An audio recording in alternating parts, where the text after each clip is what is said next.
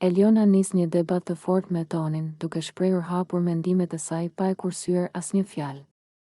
Ajo i thot Tonit se e sheh atë si një djalë të keq, duke i përmendur se shpesh herë ai shfaq ndjenja të ndryshme ndaj vajzave dhe nuk është i sinqert në ndjenjat e tij.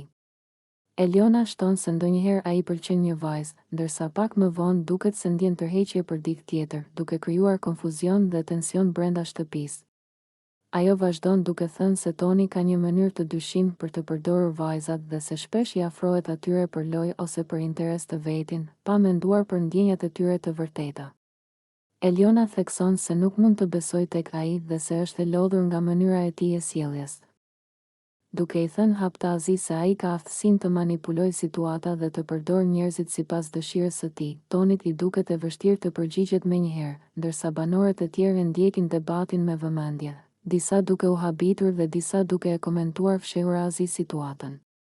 Eliona përfundon duke i thënë se nuk mund të ketë besim tek ai dhe se duhet të mendojë më shumë për mënyrën se si trajton ndjenjat e vajzave brenda shtëpisë, sepse kjo sjellje po krijon tension dhe ndarje midis banorëve.